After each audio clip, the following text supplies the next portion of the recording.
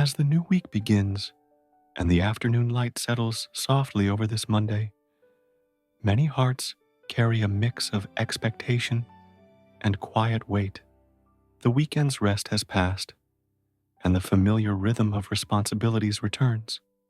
Work to be done, decisions to make, the small but persistent worries that often sit at the edges of our thoughts. It is in this moment, when the week is still new, but already asking for our strength, that the words of Psalm 27 come as a steadying voice. The Lord is my light and my salvation. Whom shall I fear? The Lord is the strength of my life. Of whom shall I be afraid?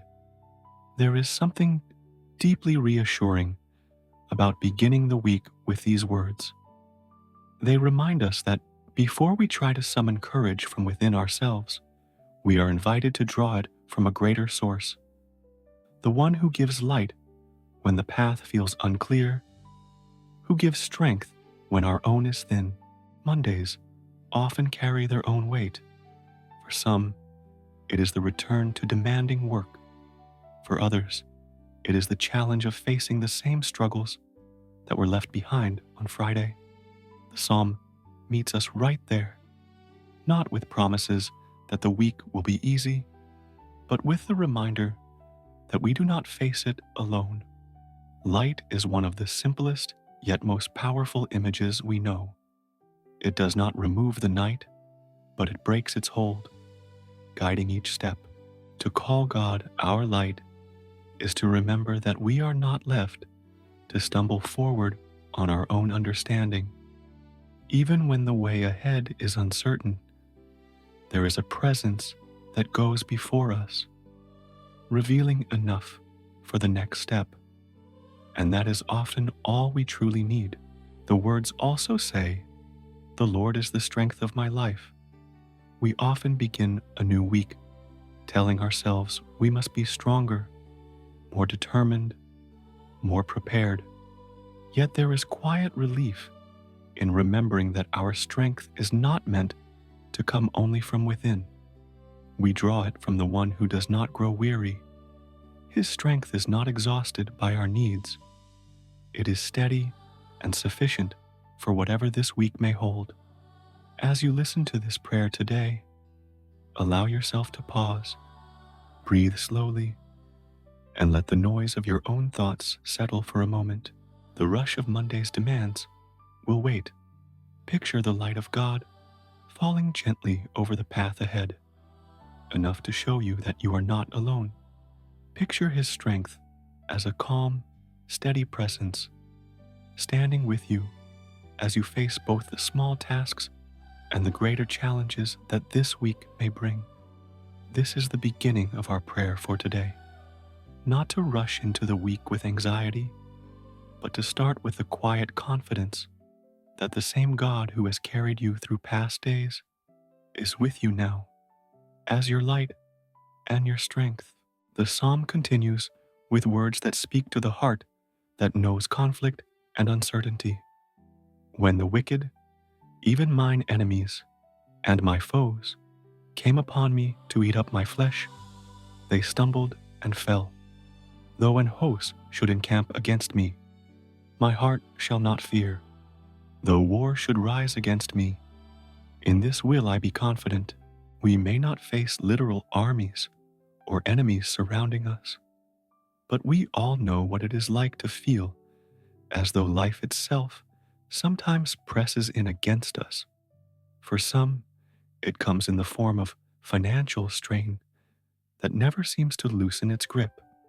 For others, it is the slow weariness of caring for loved ones while feeling unseen or unsupported. For many, it is the quieter battle that no one else notices, the inner voice of doubt, the persistent worry about tomorrow, the sense of being outnumbered by problems. These words of the psalm are not written to dismiss those struggles.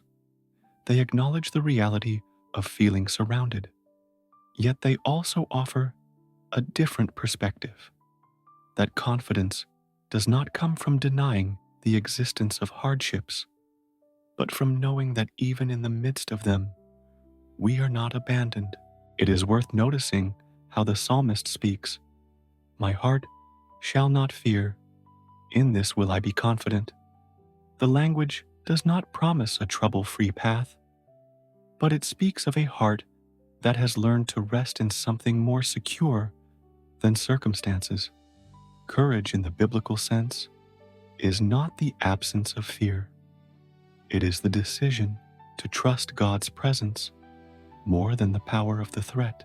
In the rhythm of our own weeks, there are moments when we feel surrounded, perhaps in the workplace, perhaps in the quiet of our homes, when we replay conversations in our minds, or in the solitude of night when our thoughts seem louder than during the day. This part of the psalm speaks directly into those moments. It reminds us that our sense of being overwhelmed is not the final word about our situation. The presence of God has a way of reducing what seems so large to its true size. Think of the difference between standing in a dark field alone and standing in the same place with a trusted companion at your side. The darkness does not vanish, but it feels different because you are not alone. That is what the psalm offers, not a guarantee of an easy path, but the steady assurance that we do not face the pressures of life by ourselves. As we pray on this Monday afternoon, let us bring into the light the things that make us feel surrounded, the deadlines, the conversations we dread, the weight of responsibilities, the quiet battles of the heart.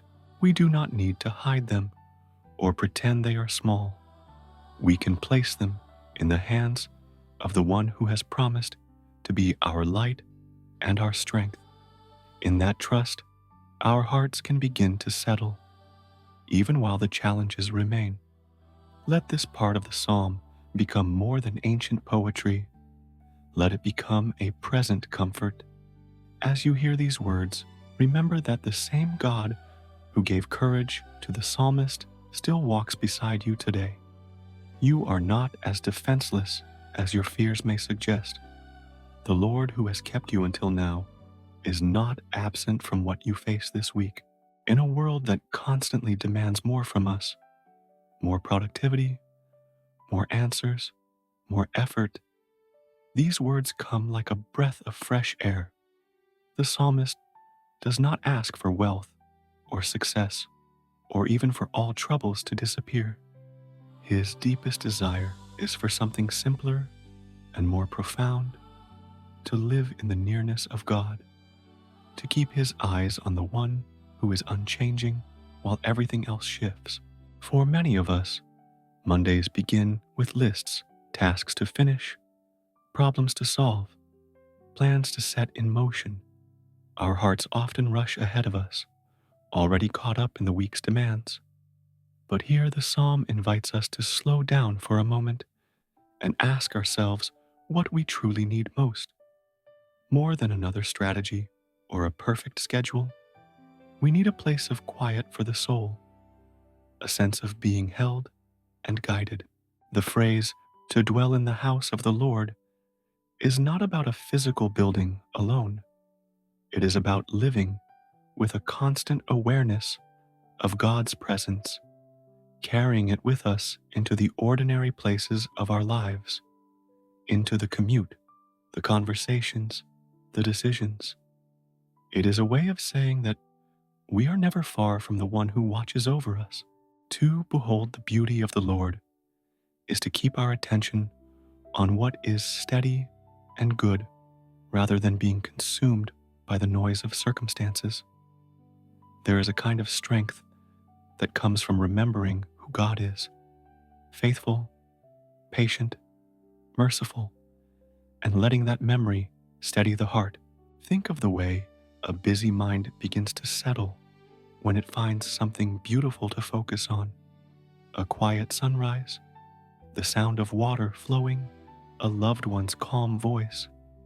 The psalm suggests that keeping our eyes on God's goodness has the same effect. It draws our attention away from our scattered worries and brings us back to a center that does not move. This verse also speaks of inquiring in his temple, which carries the idea of seeking guidance. So often, our anxiety grows because we feel we have to find the way on our own. Yet this prayer reminds us that the wisdom we need does not have to be wrestled out of ourselves. It is given as we draw near to the one who knows our path better than we do. On this Monday afternoon, as the week stretches out before us, it is good to pause and let these words take root, that our greatest need is not for everything around us to change, but for our hearts to stay near the one who leads us. The nearness of God gives the soul a place to rest, even while we keep walking. Picture yourself stepping out of the noise for just a moment, as if you were leaving a crowded street and stepping into a quiet chapel. You're still in the same city, the same world, but the air feels different, calmer, because of the presence you have entered. That is the kind of nearness the psalm points us to, not an escape from life, but a stillness we can carry with us into it. As you reflect on these words, let them remind you that you are not just trying to survive this week's demands. You are invited to live in the presence of the shepherd who knows your steps. And in that presence, you will find the peace that keeps your heart steady and the wisdom that lights the next step forward. Later in the song, we hear a plea that is as human and relatable as any prayer ever spoken. Hear, O Lord, when I cry with my voice. Have mercy also upon me, and answer me. When thou saidst, Seek ye my face, my heart said unto thee, Thy face, Lord, will I seek. Hide not thy face far from me. Teach me thy way, O Lord, and lead me in a plain path, because of mine enemies. These words capture something we all experience: the tension between trusting that God is near and yet feeling at times as though his answers are slow in coming. Mondays, especially, can stir this feeling.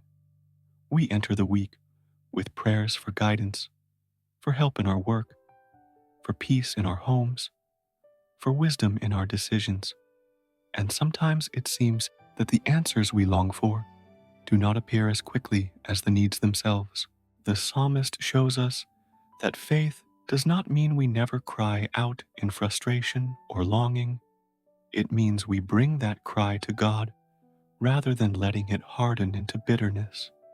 It means that even in the delay, we keep seeking his presence, as if to say, I do not understand all your ways, but I trust that being near you is still the safest place for my heart.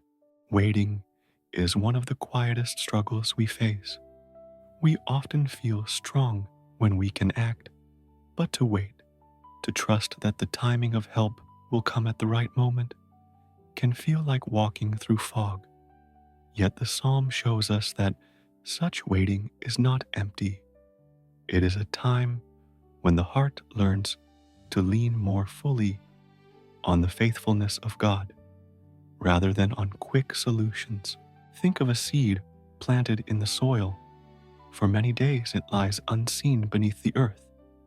To someone watching from above, it may look as if nothing is happening, but in the hidden dark, the seed is quietly preparing to break through, to grow toward the light. Our prayers often feel like that. We speak them, and then we wait, unsure if anything is changing. But unseen by us, God is already at work, shaping what will one day come forth. The psalmist prays, Teach me thy way, lead me in a plain path. This is a prayer of someone who recognizes that their own understanding is limited.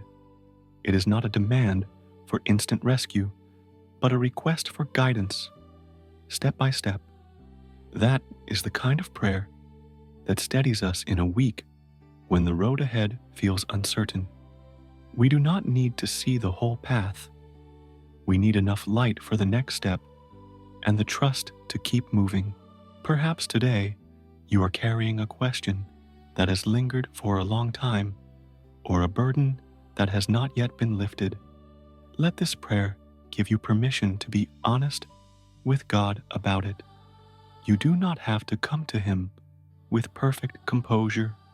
You can come as you are, weary, questioning, waiting, and still find that He listens. The courage that grows in such moments is not loud or boastful. It is quiet and steady, like the strength that keeps you standing when the wind blows. It is the courage of a heart that says, I may not know how long this will last, but I know the one who walks with me through it. As this Monday afternoon continues, let this part of the psalm remind you that it is often in the waiting that our faith deepens and our character grows. And even when God seems silent, His silence is not absence. He is near, teaching, guiding, shaping the way ahead. As we near the end of this sacred song, the voice of the writer turns gentle but firm, confessing that he would have lost heart if he had not believed he would see the goodness of the Lord in the land of the living. Those words hold something that many of us understand deeply, the feeling of almost giving up. There are days when hope feels thin, when it seems easier to expect disappointment than to keep trusting. Mondays can often stir that feeling because they remind us that the routines and struggles we carried last week have not disappeared. The psalmist knew that feeling too, and yet he clung to the conviction that God's goodness was not just a distant promise for another world or another time, but something to be experienced even here in the ordinary days of our lives. This is one of the most precious lessons we draw from these verses. Faith is not only about looking back at what God has done or forward to what He will one day do. It is also about looking for His goodness in the present, in small mercies, in quiet provisions, in the strength to face another day. Think about how often we overlook the ways that God's care has already met us, the conversation that came at the right moment, the breath of calm in the middle of a hard day, the friend who showed up unexpectedly, the inner nudge that helped us take the next step. These small things are like rays of sunlight breaking through clouds. They don't remove every storm, but they remind us that the storm is not all there is. Sometimes we imagine that faith means feeling strong all the time, but the psalm shows us that it often looks like simply refusing to give up when discouragement whispers that nothing will change. It looks like holding on long enough to see the next piece of goodness appear. For the one listening today who feels tired in soul, perhaps burdened by work, by health concerns, by strained relationships, or by quiet battles that no one else sees, let this part of the psalm speak hope to you. The waiting you endure is not wasted. The path you are on has not been abandoned. Even when your own strength feels small, the steady presence of God surrounds you. Picture a traveler who has walked a long road and wonders if they can keep going. Then, just as they are about to stop, they catch sight of a light in the distance, a sign that they are not lost, that there is still a way forward. That light is what the goodness of God becomes for us in weary moments. It does not remove the journey, but it renews the heart to keep walking. So, as this Monday afternoon leans toward evening, take a moment to remember you have seen glimpses of God's care before. and you will see them again. Let that memory steady your steps. Believe that there is more goodness ahead, not because the world is easy, but because the one who promised to be your light and your strength is still at work in your life. As this day moves toward evening and the week stretches ahead, hold on to the simple truth that has carried us through this prayer. The Lord is your light and your strength. You are not stepping into this week alone. Take a deep breath and let go of the weight you do not need to carry. Trust that the same goodness that has met you before will meet you again in the days ahead. If this prayer has brought peace to your heart, we invite you to subscribe to this channel and join us each day. Together, we will keep finding in God's presence the courage and hope we need, one day, one prayer at a time.